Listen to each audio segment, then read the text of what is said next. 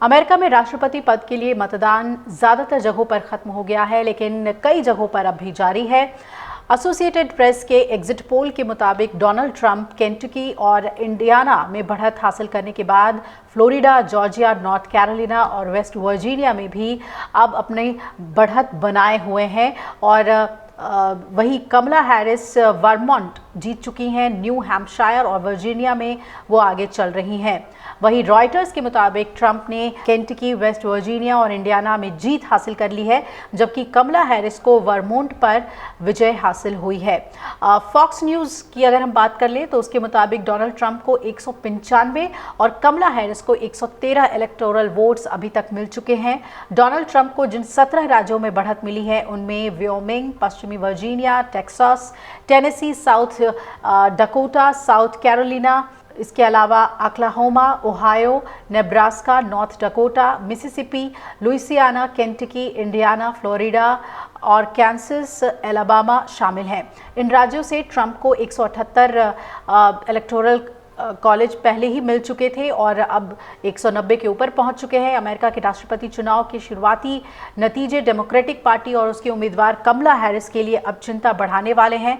दरअसल Republican party के प्रत्याशी डोनाल्ड ट्रंप अब तक अमेरिका के 17 राज्यों में अपनी बढ़त बना चुके हैं और इसी के साथ उन्होंने कुल 538 इलेक्टोरल कॉलेज वोट्स में से 192 पर अपना कब्जा लगभग बना लिया है। दूसरी तरफ कमला हैरिस की बात करें तो वो 9 राज्यों में आगे चल रही हैं और उन्हें लगभग 111 इलेक्टोरल कॉलेज वोट्स मिल चुके हैं। अब खास बात यह है कि दोनों प्रत्याशियों में से जो भी 270 इलेक्टोरल कॉलेज वोट्स हासिल कर लेगा वो इन चुनावों में जीत हासिल करेगा।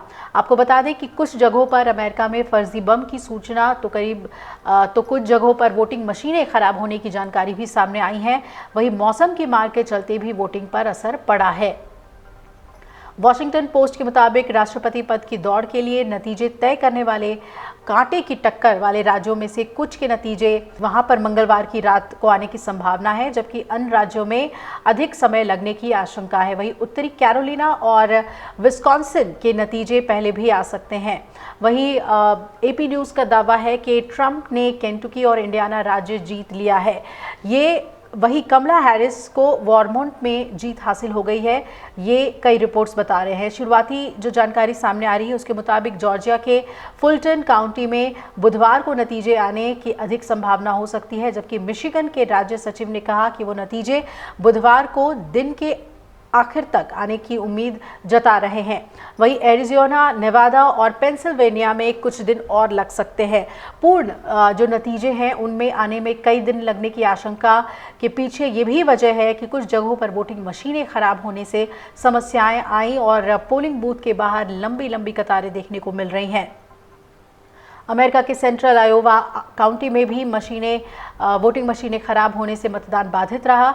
ये बताया जा रहा है कि सेंट्रल आयोवा की स्टोरी काउंटी में वोटिंग मशीनें खराब हो गई, जहां लगभग 1 लाख लोगों का घर है और इससे परिणामों की रिपोर्ट आने में संभावित देरी हो सकती है। वहीं आयोवा सेक्रेटरी ऑफ स्टेट के कार्यालय के प्रवक्ता एशले हंट ने बताया कि हम स्टोरी काउंटी में कुछ क्षेत्रों में टेबुलेटर के संबंध में तकनीकी मुद्दों से अवगत है और ऑडिटर इसे हल करने के लिए जो बायर्स हैं और हमारे कार्यालय के साथ काम कर रहे हैं। ये किसी को भी एक भी मत डालने से नहीं रोका जा रहा है, लेकिन इसका प्रभाव जल्द ही परिणाम रिपोर्ट देने पर पड़ सकता है। अलग अलग सर्वेस की अगर हम बात करें तो उसके मुताबिक रिपब्लिकन उम्मीदवार डोनाल्ड ट्रंप और कमला हैरिस के बीच कांटे की टक्कर बताई जा रही है और स्विंग स्टेट्स में भी दोनों उम्मीदवारों के बीच बेहद करीबी मुकाबला देखने को मिल रहा है। ऐसे में इस बार ये अनुमान लगाते हुए सर्वेक्षणकर्ताओं के लिए ये बेहद कठिन हो गया है कि अमेरिका का अगला राष्ट्रपति आखिर कौन होगा।